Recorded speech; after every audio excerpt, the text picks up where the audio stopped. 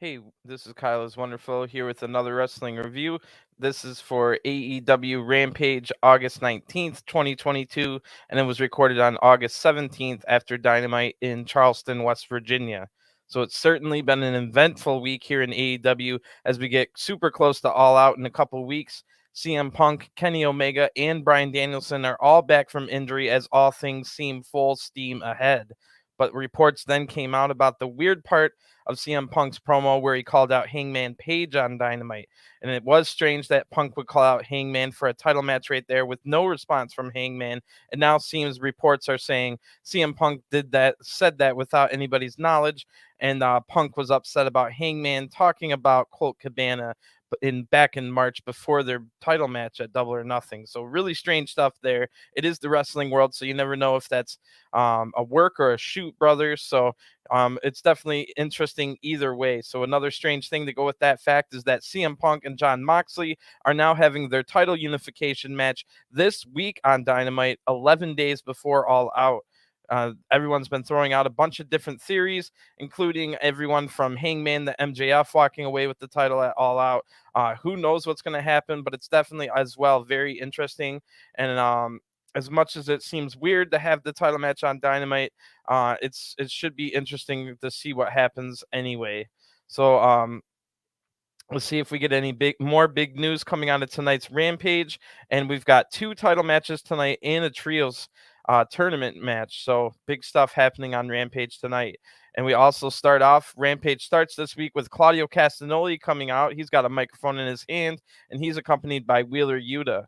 So Claudio is the ROH World Champion, and Yuta's the ROH Pure Champion. I wonder if either of them will defend their titles at All Out, or what else they might be doing. So in the ring now, Claudio says, I've got to be completely honest. It feels amazing to stand here as ROH World Champion in front of one of my idols who helped train me, the legend Ricky the Dragon Steamboat. And then we see Steamboat in the crowd. Claudio continues saying, the only thing I'm kind of feeling weird about is that I'm standing here in street clothes. I would feel much more comfortable in ring gear defending this championship. So I'm going to issue an open challenge. Next week, anybody who wants to step up, now's your chance to come out here. Then we'll hear somebody say, I will. Then we hear somebody say, I will. But then we don't know who said it yet. But the voice did sound very familiar, and it ended up being Dustin Rhodes, a man I've been watching on TV for almost 30 years. So, of course, that voice was familiar. Dustin Rhodes says, I definitely will, Claudio. We have a long history. We've been to war together, man. A lot of hard-fought battles. And I tell you something, for 34 years, I've dreamed about standing where you are holding the world title. You and I had a lot in common before you got here. We were never world champions. You chased it forever, and now you've got it. This is a dream of mine. If you accept this challenge right now, I'll give you the best natural Dustin Rhodes you've ever seen in your life. Claudio says, you and I have a lot in common. Every time someone comes up to you and tells you you should have been world champion, you know you deserve that title. And I know it nags and burns in you, and it keeps you going because it kept me going. That's the reason you had the best run rate, your best run rate here in AEW. When I look in your eyes, I still see that same fire that you've had for 30 years. But don't think that I lost my fire just because I won this title. So if you want a chance at this and you promise that you'll bring your A game, you're on. So the crowd cheers and love the idea of this match. So Dustin says, in front of God in the world and the best fans on the planet, I give you my word. I'll see you next week in Cleveland. And then they shake hands and the crowd goes absolutely wild. So wasn't expecting that match, but that's awesome. Great opening 5 minutes here on Rampage. All of that was in front of Ricky Steamboat as well, a man that influenced both men's careers. So Claudio and Dustin is a match I never even thought about watching, but within a few minutes of talking here, they were able to make me care a lot about that match. So great stuff, and it will be on Rampage next week. Really good. I'm looking forward to Dustin Rhodes against Claudio for the ROH World title next week on Rampage. In the back now, Ortiz and Ruby Soho are together with interviewer Lexi Nair. Lexi says that they had unfinished business with Sammy Guevara and Ty Mello, the new name of Ty Conti. Anyway, Ruby Soho laughs at this and says, you could call it that. What it actually is we've been chomping at the bit to get our hands on you. My wrist, his hair. We've been wanting to get at you for months. We saw that you did to the kids last week. That was real cute. But why don't you try your hand against a couple of dogs that have been around the block, huh? Ortiz then says, next week, let's do it. Tomorrow, last night, in 6 years, 6 months, and 20 seconds. It would be right now if you were here. Let's fight. And then the segment ends. So that was a really fiery, passionate promo here. I like the Ortiz and Ruby Soho pairing. They looked really good together and complemented each other's styles. I like that. So I wonder if that match will be next week. Next week, and if it will be for the AAA mixed tag team titles or not. But it should be a good one whenever it happens. And JAS, Jericho Appreciation Society, has no lack of people wanting to take them out, which is perfect. There's always a fresh match with some heat on it waiting after every single time they have once they finish a feud or a little match or whatever, they got someone else stepping right up to them. That's working out perfectly with the Jericho Appreciation Society. Like eventually Ruby and Sky Blue have already said they want to take out Anna Jay and Ty Mello, so maybe Dante Martin Ortiz might even team up against 2.0 or something. So there's no lack of storylines, just like how we saw Jericho transition right from Moxley to Danielson after only 1 week, and now that might transition into Jericho against Garcia as well if Garcia joins Blackpool Combat Club. So AEW has handled Jericho Appreciation Society perfectly, in my opinion. Just all these different converging stories and whatnot. There's always a fresh matchup along the way that always is feels like a grudge match as well. So perfect stuff. And that will be on Dynamite. There'll be a meeting between Garcia and Jericho to see if Garcia is going to stay in the Jericho Appreciation Society or not. And the crowd was all chanting, "You're a wrestler," to Garcia after another really good match against Bryan Danielson on Dynamite. So I would not be surprised if Garcia joins Blackpool Combat Club instead, but he might stay with JAS. It's definitely intriguing and another thing to look forward to on Dynamite. So we're now 6 minutes into the show and we're going to get our first match, but the two promos that we got were great and they both set up matches for next week's Rampage. But now it's time for the AEW World Tag Team Title Match. It'll be Swerve in Our Glory, Keith Lee and Swerve Strickland taking on Private Party, Isiah Kassidy and Marq Quen, who are still part of the Andrade family office. So this will be the first time that the AEW tag titles will be fought between two teams featuring black men, which is great stuff here, great for the culture. When this match was announced last week, Private Party was not in the top 5. Swerve in Our Glory said that's fine since everyone else in the top 5 is scared, which is weird because you'd have to imagine FTR would fight anyone, anytime. And if you want to say that the Young Bucks and Dark Order are busy with the Trios tournament, the Acclaimed are also in the top 5 ready for a fight. But now Private Party is ranked number 5 after picking up some wins on Dark.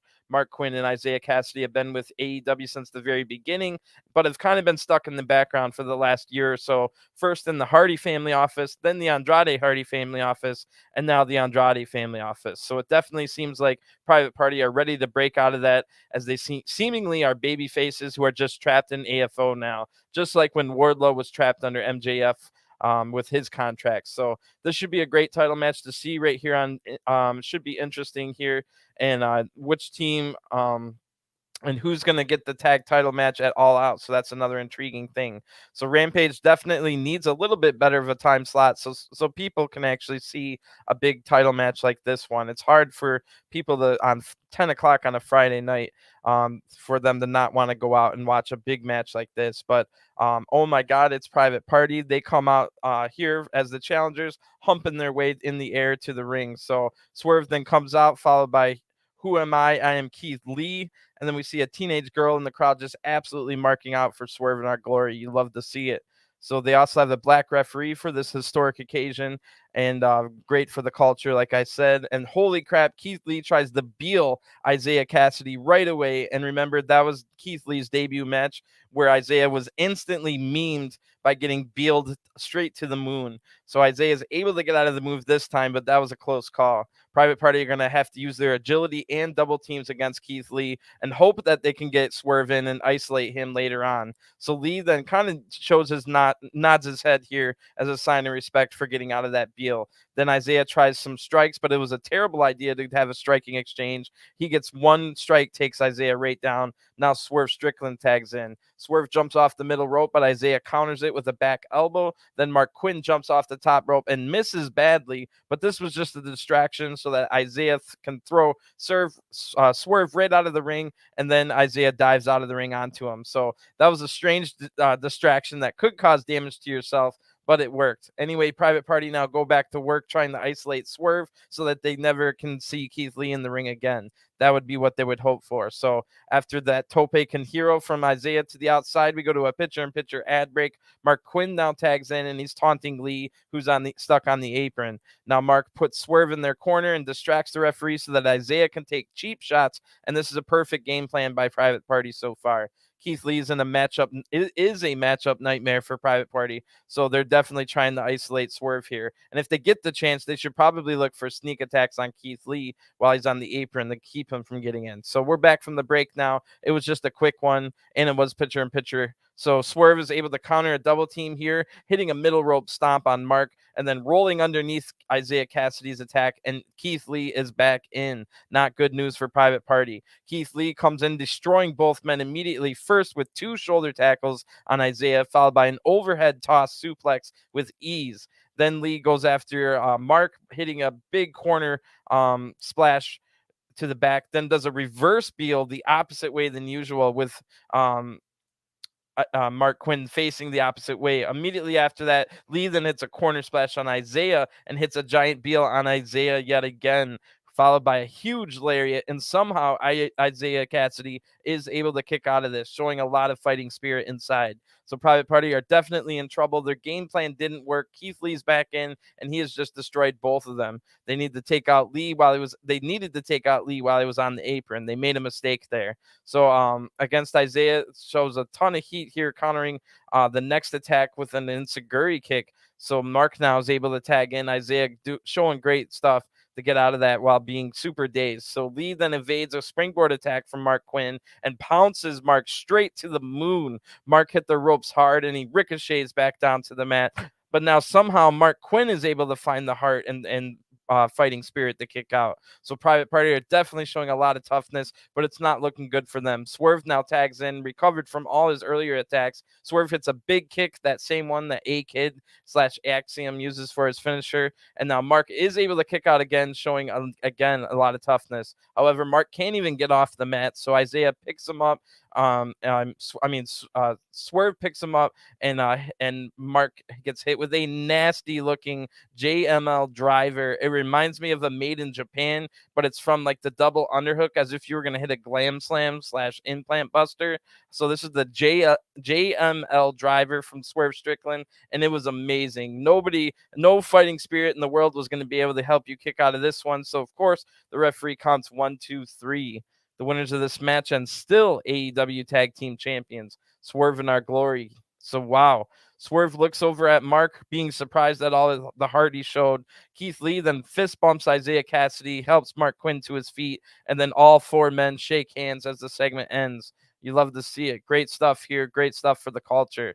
Wow, this was the perfect match for Private Party to restart their career. I love the story they got going on, and they can start focusing back on that story now of them trying to get out of AFO. I would definitely love to see one of the other 4 members of AFO help them out, maybe Angelico. So the other 4 members being Angelico, Jorah Joel, and the Butcher and the Blade. I guess maybe the Bunny as well would be a 5th member. So maybe just a temporary alliance with like Angelico or something to get them free from AFO would be pretty cool. Otherwise, maybe they could do the fight on their own, or maybe Swerve and Our Glory will come to their aid to try and get them out of there. That could be another option. So another great tag team match here from Swerve and Our Glory, who unfortunately will not get to fight either FTR or the Young Bucks at All Out, as both of those teams are probably in 2 separate trios matches. We know FTR is already in one, and I'm assuming Young Bucks will be in the finals for the trios tournament at All Out as the Elite with Kenny Omega. So Swerve and Our Glory just beat the number 5 tag team here. That only leaves the Acclaimed left in the top 5 that isn't already busy at All Out. So that could be our big All Out title match, and I hope so. That sounds like a pretty good match, the Acclaimed versus Swerve and Our Glory. Best Friends will probably move back into the top 5 again, even though they're busy with the trios tournament. With this loss from Private Party, Best Friends were the ones that dropped out last week, and Private Party went up. So Best Friends never lost a tag match. They just weren't having any because they were doing trio stuff. But man, it should just be FTR in the title match. Why not? FTR has been top-ranked tag team for months now. You could have put 4 titles on the line in that tag match if you wanted to. But instead, we have FTR and the TNT champion Wardlow in a meaningless trios match against Jay Lethal, Sanjay Dutt, and Satnam Singh. What a shame that is. And hopefully some good stories come out of that because, like I said, there's no way FTR shouldn't at least be defending the IWGP tag titles against some random team in a really good match. I don't know why this trios match does not sound good whatsoever. No offense to Sanjay and Satnam, but they're not exactly great wrestlers. Sanjay's just past his prime, and Satnam's not experienced enough. Jay Lethal's good, but it's a 6-man tag. It's a trios match, so it's not looking good for that one. Anyway, we'll have to find out who that goes for the tag titles at All Out. In the back now, we see the Factory are in catering, and some guy that I can't ever see who it was is also there with them. He's in a leather jacket playing poker. So I don't know if that was supposed to be if they're trying to make him, because he kind of looked a tiny bit like Tony D'Angelo, and they're still, the Factory are kind of doing this thing where they're making fun of Tony D'Angelo because they have Cole Carter, the former Troy Two Dimes Donovan that used to be in the D'Angelo family. So this guy, this unnamed guy, was never named, we saw his face fully. So I'm pretty sure this was another slight dig at Tony D'Angelo. They were acting as if they were playing cards with Tony D'Angelo. So anyway, Nick Camarado and Cole Carter, who this is Cole Carter's hometown.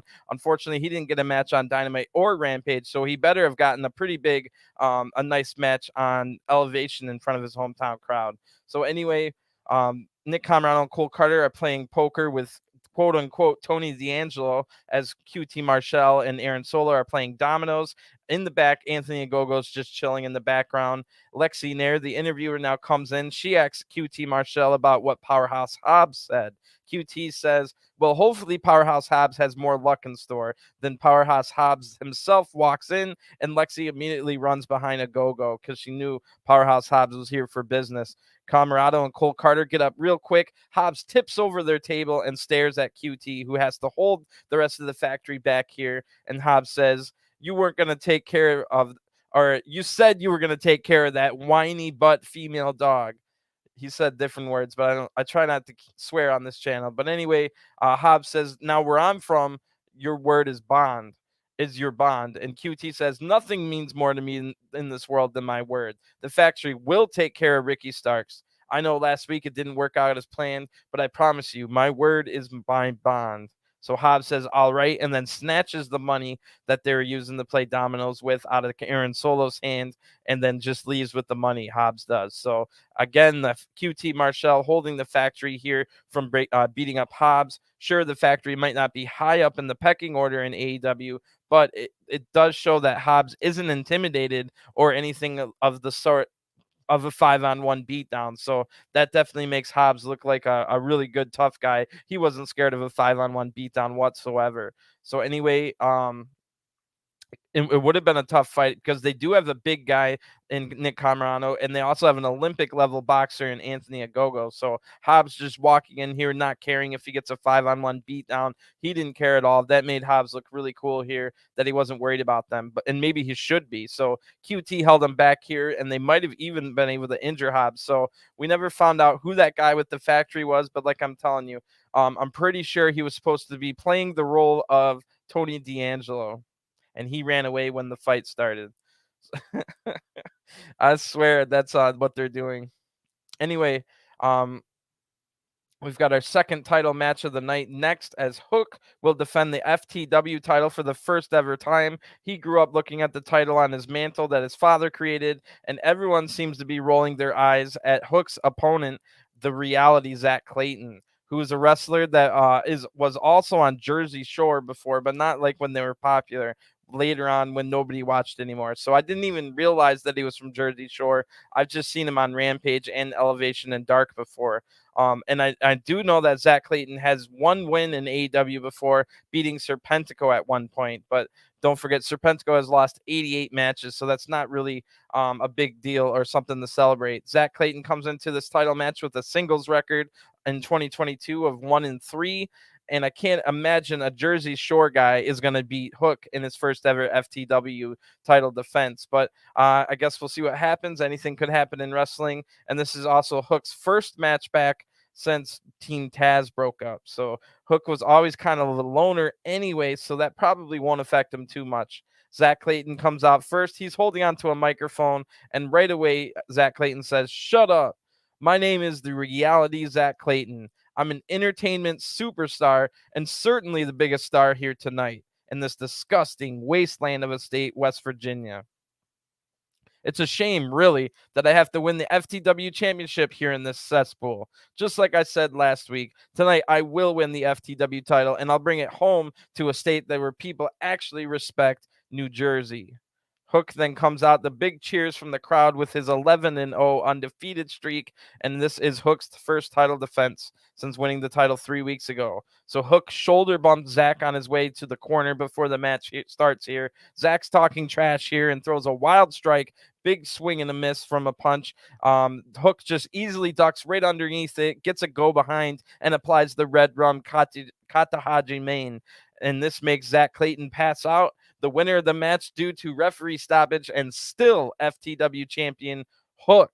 And wow, I laughed out loud when this happened. The two promos from Zack last week and combined with the time it took me to write the preview for this match was about 100 times longer than the actual match. And I can't even be mad about that because it was ridiculous that Zack Clayton ever got a title shot to begin with. So this was pretty funny stuff that also made Hook look like a killer. So I laughed out loud when the match was over in the first 20 seconds or whatever. Officially the match lasted 30 seconds, but we had to wait for Zack Clayton to pass out. The move was applied within the first 10 seconds. That's hilarious. So hopefully Hook has some training matches in the background, not on TV, because matches like this really isn't going to help Hook improve. It was funny and it made Hook look great, so no complaints on the match, but hopefully Hook's having like practice matches behind the scenes elsewhere because he needs to keep improving. He's still young.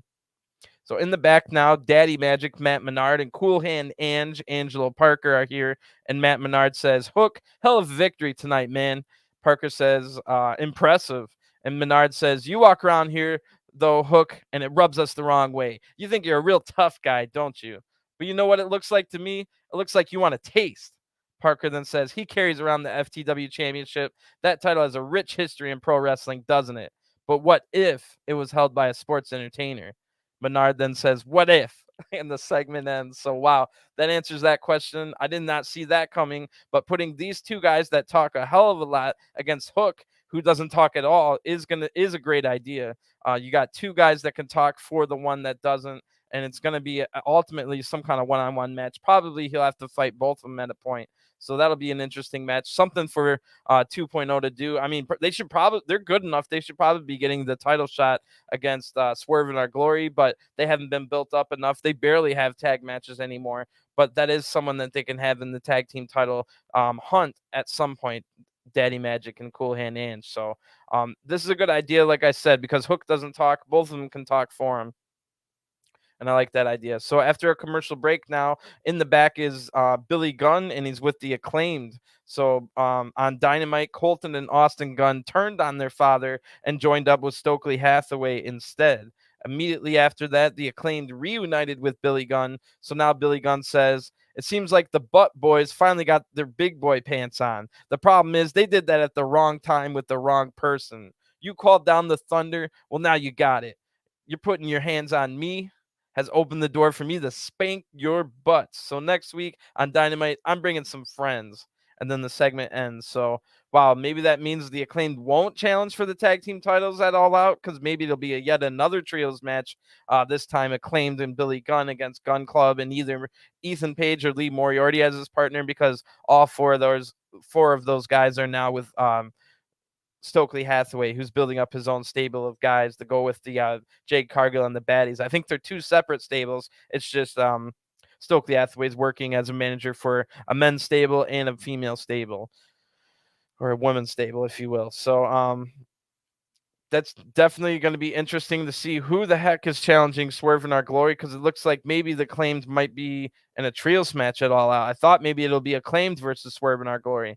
So I'm still really intrigued. Who the heck is Swerve in Our Glory going to take on in a tag title match? So anyway, after that, we see some stuff on Dynamite that we didn't see. So right when Dynamite ended, what we saw was Andrade hitting his hammerlock DDT on his own partner and Rush's brother, Dragon Lee, which shockingly made Dragon Lee's mask fall off. And like one of the last shots of Dynamite was seeing Dragon Lee's exposed face, which, like I said, was kind of shocking. And then Kenny Omega had a really good shock face as well. But the Young Bucks held Kenny Omega back from going in the ring to help Dragon Lee, and that's where we left off. But now we see right when what happened after that. Andrade and Rush each grab one side of Dragon Lee's mask and tear it in half. So, wow, that was a big moment. Seeing Dragon Lee's face exposed on Dynamite at the ending and stuff. And then another wow, because Matt Jackson now comes in the ring and chases LFI away to get them to leave Dragon Lee alone. So, like I said, the last we saw, they were keeping Kenny Omega from going in the ring, but the Young Bucks were fine with going and do it themselves. So that tells us they didn't want Kenny Omega to go in and get hurt potentially. We'll take care of it for you, bro. So anyway, since that first match was so quick, earlier with the FTW title match, they tell us that they had a standby match, and that will be Serpentico against Buddy Matthews. So this will be the first match on TV for Buddy since he lost in the All-Atlantic qualifying match against Pac on Dynamite at the beginning of June. But Buddy has had 7 matches in other companies, mostly in Australia since then, so he won't be too rusty coming into this match. And Serpentico's well on his way to 100 losses. He's sitting at 88 losses coming into this match. So like they said, this will be a standby match that was scheduled just in case that Zack Clayton match ended early, and it did. So the lights go out, and when it comes back on, it reveals Buddy Matthews is accompanied by Julia Hart. And what is it with Buddy having all these younger women always with him? First it was Alexa Bliss, then it was Aaliyah Mysterio, and now it's Julia Hart. But it is great to see Buddy Matthews back. He's 7-1 in AEW, only losing that match to Pac. And this is definitely an important match for Buddy to get any ring rust off of him ahead of House of Black's big trios tournament match, first round tournament trios match against Dark Order, which will happen next week on Rampage. So in the ring already, no entrance for Serpentico with his terrible 13-88 record, and only 3 of those wins are in singles matches. Serpentico even lost to Zack Clayton, who Hook beat in about the first 5 seconds, officially ending in 30 seconds. So as soon as the bell rings here, Buddy Matthews hits a huge shotgun drop kick. Buddy goes up to the top rope, but Serpentico is able to roll out of the ring. Buddy then gets down to the apron and hits a big kick to the face of Serpentico, who then gets thrown into the apron as well. Back in the ring now, Buddy blocks a Hurricane Rana attempt and hits a huge buckle bomb, followed by a nasty knee strike to the face, and then a pump handle Olympic slam. Gets the 1, 2, 3. The winner of this match by pinfall is Buddy Matthews. And before Buddy can even celebrate or anything, Miro's music hits. Oh, wow, this should be good. So we saw Julia Hart last week try to sweet talk Miro into joining the House of Black, who Miro got the mist spit into his face. Unlike Julia Hart, who is young and didn't have a strong, no pun intended, heart or will to fight the toxins of the mist, Miro has a strong heart and will. That he was able to fight the toxins. Same with other people that got hit with it, such as the Lucha Brothers and Sting. They all had the heart and willpower to fight the toxins, but young 20-year-old Julia Hart did not, and that's why it affected her. We could say that it did affect Cody, and that's why he went to WWE, leaving his baby AEW behind. That's something we could always go back to, especially if Cody ever comes back to AEW. They could always say that he was infected by the toxins of the Malachi Black mist, and that's why he left. So anyway, the only person who's been affected by it officially is Julia Hart, and she's still trying to sweet talk Miro, but Miro told her to go away, that he already has a woman in his life, leading me to believe that at some point Lana, aka CJ Perry, the wife of Miro, is going to be in some kind of mixed tag match with Julia Hart, maybe with Buddy Matthews or Malachi Black. So Miro told her to go away, like I said. Now Miro comes out, no glasses this time, and his eye looks fine. So it looks like he successfully fought off the toxins of the black mist. So Mir comes out. He's holding on to the mask that Malachi normally wears during his entrance. So this makes Buddy instantly mad, and he runs out to fight Miro on the entrance ramp. And then they have a big fist fight here, but Buddy gets thrown hard into the steps. Then Julia gets in Miro's way, but Miro just gets past her to fight Buddy again.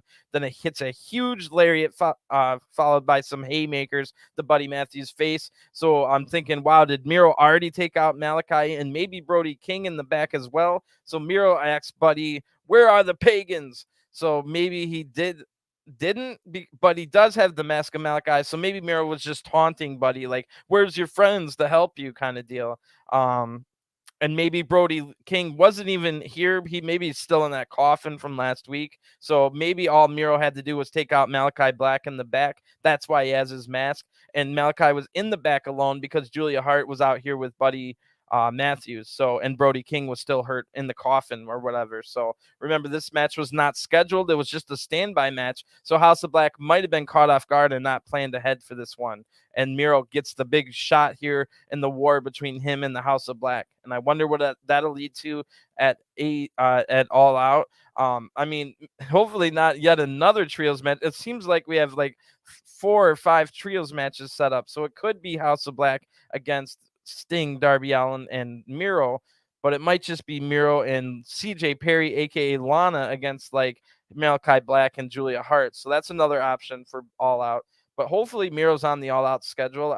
When was the last time we saw Miro fight? I don't think Miro's had a match since Forbidden Door when he was in the 4-way match. And before that, he only had the qualifying match and then was off for a bunch of months in a row too. So Miro's had like 2 matches this year that I can think of. I'm sure he had a couple more in like January, February, but really, hopefully this leads to Miro getting some more matches soon because he's great in the ring. Anyway, in the back now, Britt Baker, who we've not seen all week, is here. Britt Baker is the number 2 ranked woman and could get a TBS title shot since it's already announced that Toni Storm will get a second chance. Toni Storm's the number 1 ranked woman, and she'll get another world title shot against Thunder Rosa. So Jamie Hayter and Rebel are also here, and Lexi Nair wants to interview them, but Britt Baker says, before you open your mouth, we are leaving because we just found out we're not needed at the pay-per-view. Lexi Nair then says, well, that's because neither of you are number 1 contenders. And that, of course, makes the 3 women mad. Rebel takes the microphone from Lexi Nair and pushes her out of the shot. So Britt Baker then says, well, she is right, though. But if we're not in the pay-per-view title match, there's nothing else I'd rather do than sit back and watch. Watch the crap storm unfold that is Thunderstorm. I can't think of a more toxic tag team in all of wrestling. Jamie Hayter then says, we can't relate. We're not toxic people. Britt Baker then says, Thunder, you know lightning can't strike twice. You can't beat Toni Storm again. But then, come to think of it, Toni, is your mind right? You lost your title match to Thunder. Instead of getting back in line, you buddied up and joined her. Make it make sense. Regardless, I'll be watching and I'll be waiting. So the segment ends. Jamie Hayter did not do the DMD finger point thing, so maybe that story's still alive where Jamie doesn't like Britt very much, but Jamie's probably just using Britt right now and won't help her out as much, or maybe it meant nothing and they're just back to being friends. So we're not quite sure what's going on with Jamie Hayter and Britt Baker. I'll talk about this a little bit more because we get some more. I think of some more things after this next match, which is a huge match in the women's division. It will be the fallen goddess Athena taking on the returning from injury just a week ago, Penelope Ford. So this is a huge match for Athena, who's sitting at number 3 in the rankings and wants to get past Britt Baker in time for a TBS title match at All Out in 2 weeks. So a win here might just put her past Britt Baker for that number 2 slot and the TBS title match, which seemingly it looks like Britt Baker already assumes Athena will win this match because she's saying that she's not in the pay-per-view. So Athena's been feuding with Jade Cargill and the baddies for the last month, and now with Chris Statlander unfortunately out injured, Athena is currently the best choice to maybe even beat Jade Cargill and take her TBS title. So in Athena's way tonight, before she can get to the TBS title match, is a Penelope Ford who returned from injury a week ago and looks sharp in her win over Heather Reckless on Elevation last week. So a win tonight might put Penelope Ford into the top 5, as she is 2-0 in singles matches in 2022. Both have been both of her final 2 matches were those singles matches, but there was a 7-month gap in between them due to injury. Athena comes into this match 4-0 in singles matches in 2022, so this is a rare undefeated match in a all the way in August for a year. So undefeated in the year all the way in August. Of course, Athena came into the year late and wasn't getting a ton of singles matches, and Penelope Ford was out injured for 7 months. But either way, big match in the women's division, and the crowd had no idea whose music was playing, but then they did cheer a little bit once they realized Penelope Ford was coming out. So then the Fallen Goddess comes out after that, and Jericho on commentary is really putting over both women. So good stuff from Jericho. The bell rings, and this should be a good one. So let's hope for a little bit longer than those last 2 matches. In the first 30 minutes of the show, there was 3 matches for a combined total of 8 minutes, 18 seconds. So at least all the story stuff we were getting was pretty good. So I would say it was still a good half hour. Not a bad episode so far. So we're halfway through with 2 matches to go, and now Athena and Penelope tie up to start this match. Penelope hits a big shoulder tackle to surprise Athena, who then acts a little bit slow here and baits in a punch. So Athena catches it and turns it into a judo throw. Penelope battles back, though, with hitting a corner lariat. Then Athena counters the next attack with a massive jumping kick here. Ford is dazed from this, and Athena is not quick enough to take advantage. So Ford then takes control again, hitting a big back elbow.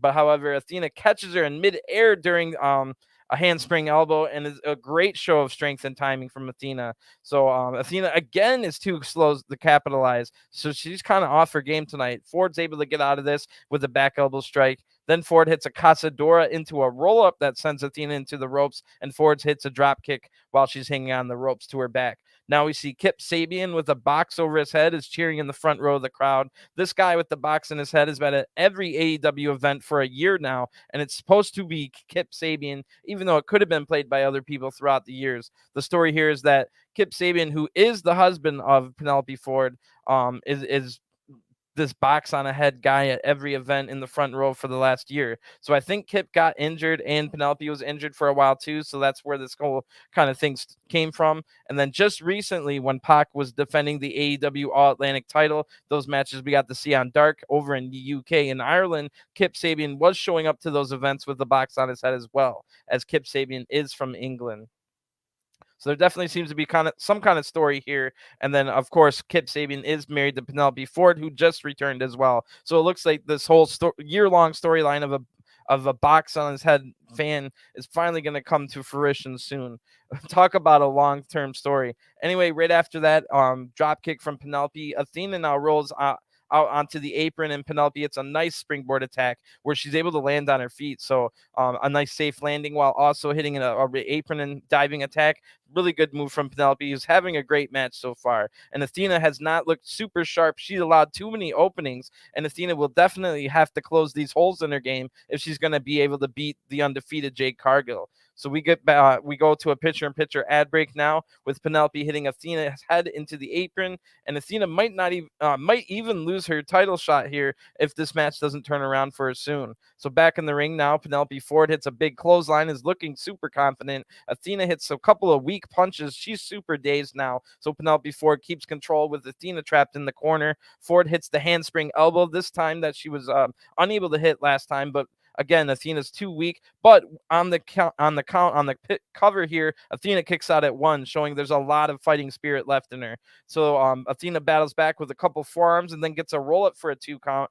Then Athena hits a thrust kick, but Ford matrix backwards to avoid a clothesline. And that was awesome. This match has been great, but unfortunately, we lose the picture-in-picture on the ad break now, so we don't see what happened after that matrix back. But right when we come back, Athena hits a massive shotgun drop kick to the outside, sending Ford into the barricade. That was nice. But if you haven't seen 2 weeks ago on Elevation, Athena did that exact same thing, the Queen Aminata, and it was one of the hardest drop kicks I've ever seen in my life. It was amazing. And the Queen went flying into the barricade. It was ridiculous. So anyway, Ford gets crashed into the barricade right in front of Kip Sabian, her husband. Now back in the ring, Athena rolls her up into the ring and goes up to the top rope, hitting the O-face top rope spinning, twisting stunner for the 1-2-3.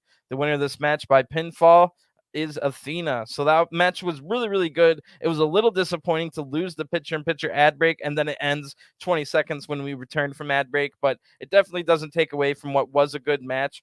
Both women have been doing some great stuff over the last couple of weeks, so really good to see that. Anyway, this will probably move Athena up to number 2 in the rankings and getting her TBS title shot at All Out against Jade Cargill.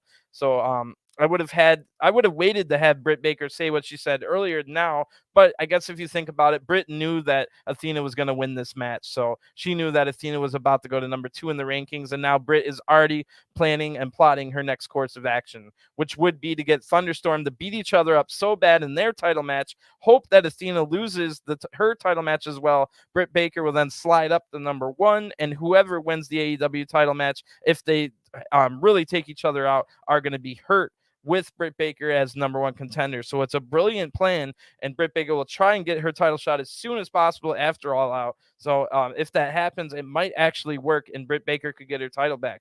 So at the end of the day, Britt never wanted the TBS title shot anyway, so she wouldn't have wanted the TBS title shot. Instead, she has this great plan to go from number 3 to number 1 in an instant after All Out, and then maybe have a potentially damaged champion. It's a really smart, brilliant move by Britt Baker. So we'll see if it pans out. I could see Britt Baker maybe winning the title at Grand Slam with whoever wins the title shot at All Out.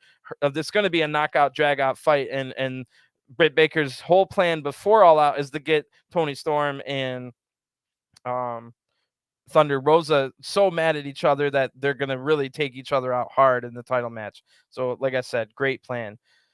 But before we can even end this segment, right away, the baddies, Kiera Hogan and Layla Gray, come out to attack Athena from behind. So Jade Cargill also knew that Athena was going to win this match and get the title shot at All Out. So Jade was ready to strike. She comes out with Stokely Hathaway while the baddies were beating up Athena, and they're on the entrance ramp. Jade Cargill is holding a sledgehammer, and we see those Athena wings that she wears during her entrance are still on the floor. So everyone that was watching this knew exactly what was about to happen, because earlier when Athena made her entrance, the announcers told us all about how Athena made those wings herself.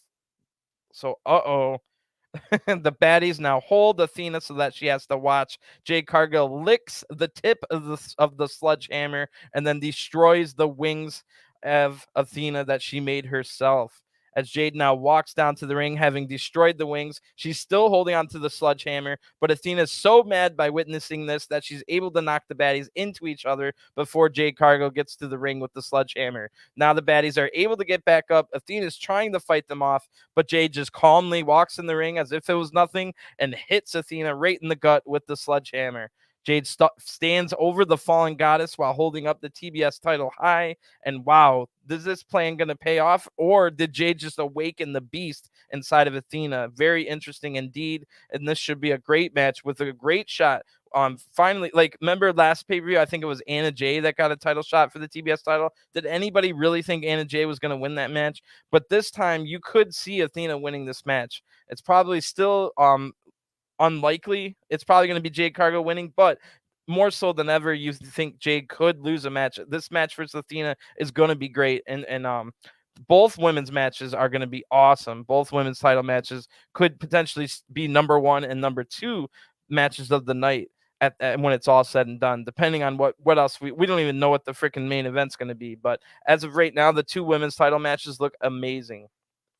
So now Excalibur's telling us what's going to be on Dynamite next week. We get a quick little hype video for Moxley against Punk for the unified AEW title. I still can't believe that's going to happen on Dynamite, but whatever happens on Dynamite and at All Out, I'm sure it's going to be wild, and I can't wait to see what happens for sure.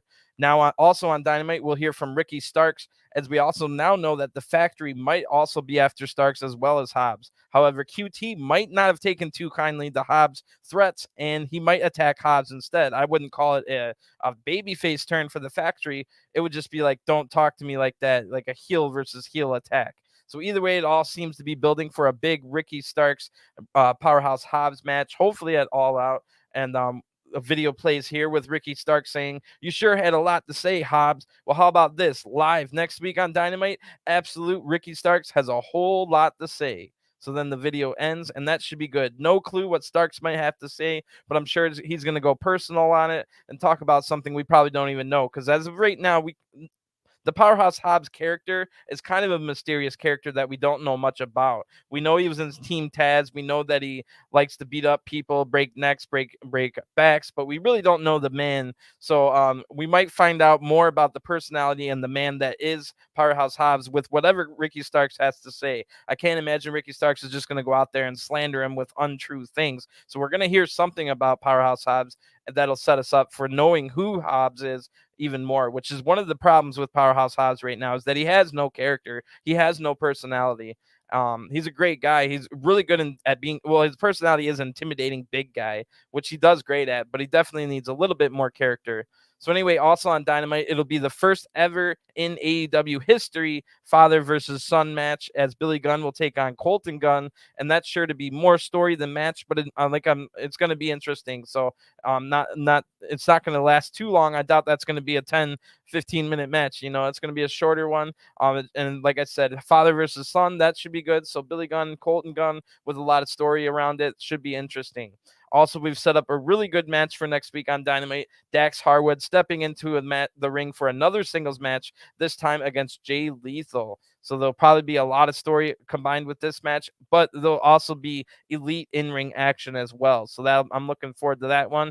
Then we get some big news as well, as Kylan King will get a second Dynamite match in a row as she takes on Britt Baker. So that's definitely interesting. It seems as though Kylan King got called right in to take Chris Statlander's spot, which kind of makes sense because Kylan had a ton of matches for AEW during the pandemic era and basically seemed like she was on the roster at that point. Then Kylan didn't get signed and went to NWA and a bunch of other places as well, where she's been killing it everywhere she goes. So it's sad for some people might not get the chance to move up from Elevation to Dynamite. But Kylan King was working her butt off on Elevation and Dark for over a year for AEW. So it's not like someone from fresh off the street that has no AEW history or working on Dark and Elevation is coming in and taking other people's spots. She was here. She just didn't get the call. So with Chris Statlander out, bringing Kylan King in, who I'm not going to say she's a clone of Chris Statlander, but they're both big, like 6-foot powerhouses, and she's just slotted right nicely into the Chris Statlander spot.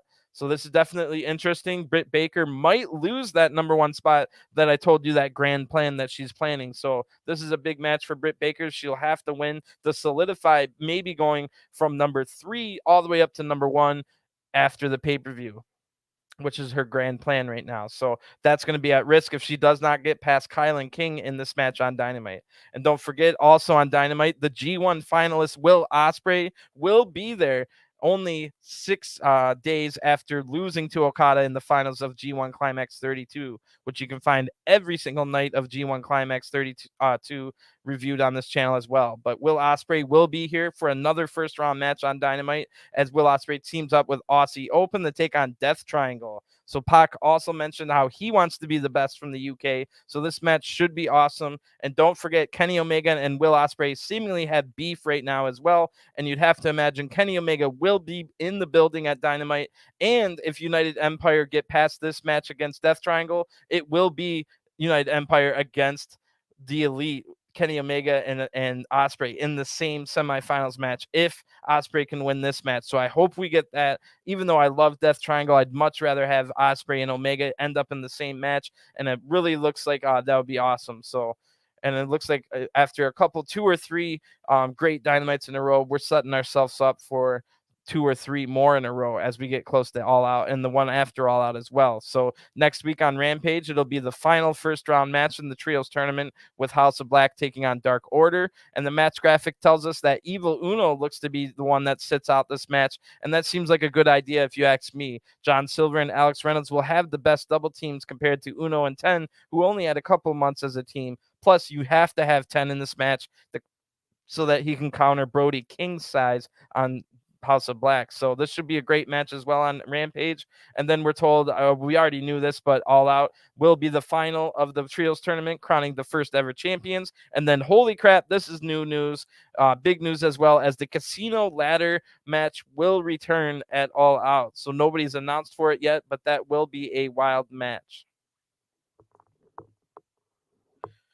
So it was also made official on Dynamite this week that Thunder Rosa will defend the AEW Women's title against Toni Storm. This was a fantastic match at Forbidden Door. And now, after they've been teaming with each other ever since then, there should be even more chemistry for them to throw down what could be the best women's match in AEW history. So do not sleep on this match. It might steal the show by far.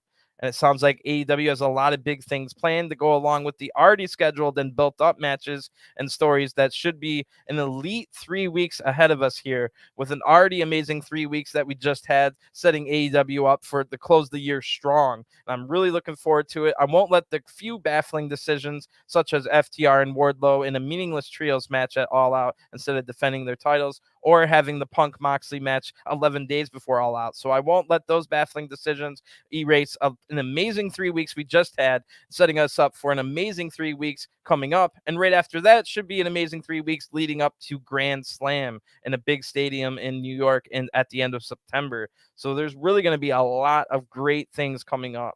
And it's going to be awesome. When we just pretty much set us up for this very moment with good television in the last 3 weeks as well. All right, so it is main event time on Rampage. And it will be for the AEW World Trios Title Tournament first round match. Best Friends, Chuck Taylor, Orange Cassidy, and Trent Beretta taking on Trustbusters, which will be represented by Ari Daivari, Parker Boudreaux, and Slim J. So we've got the second of four first round matches in the Trios tournament, as it will be Best Friends taking on Trustbusters. Best Friends have been a lot longer together as a team, and they've gone through a little bit of drama, such as Yuta leaving them and Chris Statlander getting injured again. So that's brought them even closer together, and this match has been getting set up over the last couple of weeks.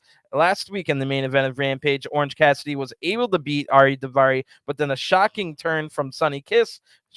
Sonny took out Orange Cassidy after the match with a low blow. So now Sonny Kiss has joined the Trustbusters, and they move up to a 4-person unit. Now, Best Friends will have to keep an eye on any shenanigans, as there'll be a 4th person nearby where they don't have a 4th of their own. So Chuck and Trent are already concentrating on the Trios tournament, who have already dropped out of the top 5 in the tag division. Orange recently dropped out of the top 5 of the singles division. So this is a very important match for them. They just dropped out kind of to concentrate on this. They need to win the Trios titles, as they all just dropped out of the top 5 of the tag and singles division. So Trustbusters have just burst onto the scene over the last month, all since Ari Daivari had his trust fund kick in on July 4th. Now Ari Daivari has purchased 3 contracts with his unlimited wealth and has created a great mix with the 20-year veteran Slim J, a fresh new recruit with unlimited potential in Parker Boudreaux, and someone who wasn't getting the chances they deserved, Sonny Kiss. So all 3 members of the Trustbusters are 100% behind Ari Daivari, as he promised them money and fame to come in the weeks later coming up. But so far, Trustbusters have been all over TV in the past 3 weeks, and basically everything Daivari promised them has been coming true. So it'll be tough for Best Friends to get past this highly motivated new group that just got together, even though they do have the chemistry experience. So of course, before they come out, they're interviewed by Mark Henry. We've got Chuck, Trent, and Orange on one side, with Daivari, Slim, Parker, and Sonny on the other. Ari Daivari interrupts Mark Henry and says, "Mark, look, tonight it's going to be a walk in the park. Orange, you're not looking so good after Sonny hit those in your tiny tangerines last week. And tonight, Trustbusters will be one step closer to the Trios titles." Trent interrupts and says, "You guys aren't even a team, so you're not going to win." And Chuck says, "You want to kick my friend in his dick? Right here in 3 years ago in Charleston, West Virginia, we had a trios match. We won that one, and we'll win again tonight." Trent then says, "Since 2019, we've been waiting for something like this. These belts were made for us. It's time for the main event." That was Mark that said that at the end. So anyway, Trustbusters come out first, accompanied by Sonny Kiss, and they have a trios record of 1-0. Then Best Friends come out, the Orange Cassidy's music, and they have a trios record of 4-3. And Jericho's talking trash about children in the crowd that like Orange Cassidy. That was hilarious. Jericho's always funny on commentary. So anyway, look at that, Marq. I'll never forget about that. Chuck has Chris Statlander's face plastered all over his Hawaiian shirt as a tribute to the fallen best friends. So Trustbusters leader Ari Daivari is going to start this match against Chuck Taylor. Slim J distracts Chuck right away, giving Daivari an opening to attack. Slim J now tags in, but Chuck is able to counter their double team, hitting a soul food on Daivari. Trent then tags in, and Slim gets a big shot to the back of Chuck's head before he's able to leave the ring. Then Slim rakes the eyes of Trent and goes for the throat. Chuck then comes back in to stop this attack. He picks up Slim in a crucifix bomb position.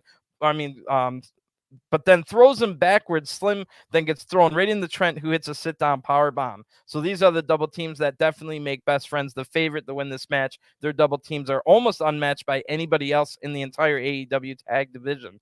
Daivari now breaks up this pin, but the X factor in my mind definitely is Parker Boudreaux, who seems to be unstoppable, as Best Friends are definitely going to have to try their best to keep him out of the match. Parker is done, however, tired of watching this from the apron. Parker Boudreaux comes in and he takes out all three members of Best Friends. Parker is so amped up that he goes right over the top rope on accident while hitting Chuck off the apron, but ends up Parker landing on his feet. So everything was cool with that. Trustbusters are now all brawling on the outside, throwing every single member of Best Friends into the barricades as we go to a picture-in-picture ad break. So back in the ring now, Parker Boudreaux tags in, and he's destroying Trent in the ring, hitting a big lariat and a standing splash. Slim J now tags in. He hits a big kick to the back of Trent's head, and then this has been a great game plan so far from the Trustbusters. To counter that great chemistry that Best Friends have, they started a giant brawl on the outside, damaging all three Best Friends at once. Now back in the ring, Slim J's wearing out Trent, getting 2 counts here and working over the neck of Trent Beretta. So Trent, as we all know, has a history of neck problems, and Trustbusters will know that as well.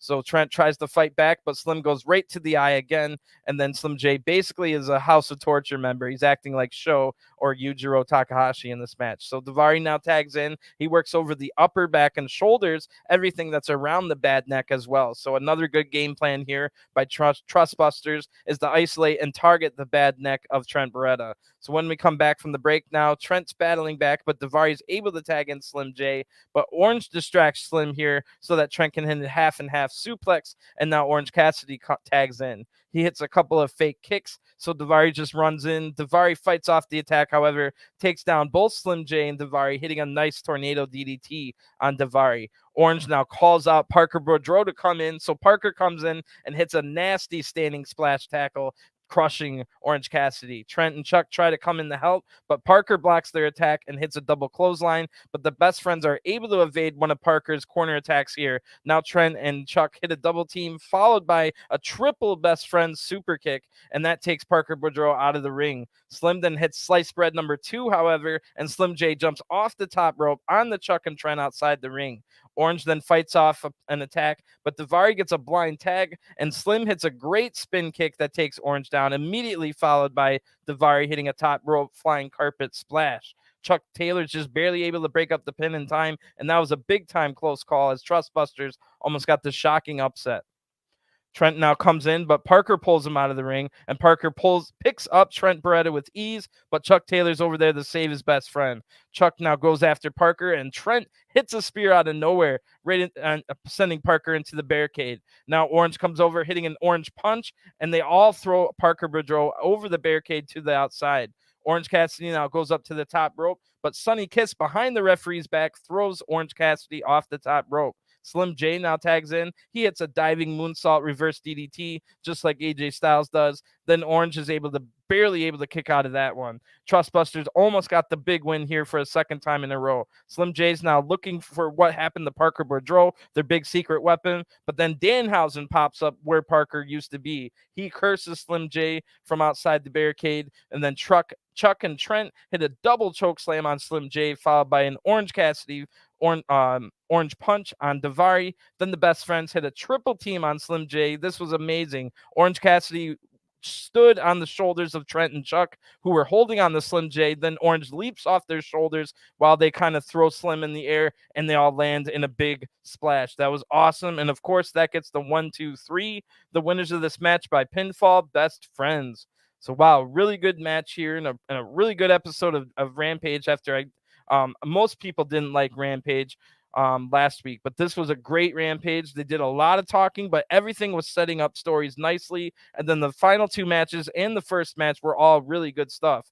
So we had 2 title matches. One of them was meaningless, but this trios tag title match was awesome. And so was Athena versus Penelope Ford, as well as Swerve in Our Glory versus Private Party. So all in all, really good stuff here. And we've set up ourselves for an amazing 3 weeks. Probably we just had an amazing 3 weeks, the last 3 weeks. We're now set up for an elite. I mean, I have to use the pun, but an elite 3 weeks coming up. And then right after that, it's 3 weeks leading up to a big stadium show at Grand Slam stadium event. So we're really, really looking at some special stuff coming up in the next month. This next month and a half is going to be awesome. So even if you're like me and you're kind of weirded out by why the heck is the unified title match at on Dynamite 11 days before All Out, but I'm sure we're going to get some great story coming out of it, and I'm sure whatever the main event of All Out is, it's going to be amazing. There's a lot of theories floating around. We'll just have to wait and see what happens, but I'm thinking even the show, the Dynamite after All Out, even that's going to be freaking amazing. And that's going to set us up for whatever we get that 3 weeks after that at Grand Slam Dynamite in a big stadium in New York. So really looking forward to that. A lot of good stuff going on. Rampage was also good this week. Dynamite was good. And I can't even imagine what they're going to do with that main event at All Out now. So it could be anything in the world. You could be looking at anything. I have no idea what's going to happen. All I know, it's going to be great stuff, and I'll be here to cover it all. So I also cover thoroughly in-depth reviews of Dark and Elevation. So come check those out Tuesday and Monday. And I also review BTE on those. So on Mondays, I review BTE and Elevation. On Tuesdays, I review AEW and then Dark. And then I'll be here Wednesday. As soon as Dynamite goes off the air, I'll be here live. So give me that subscribe so you don't miss out on anything. I definitely cover Dark and Elevation more in depth than pretty much anyone else on the internet. So if you're a big time AEW fan, you've found the right spot. So thanks for tuning in. Enjoy your guys' weekend, and I'll talk to you again real soon. Peace.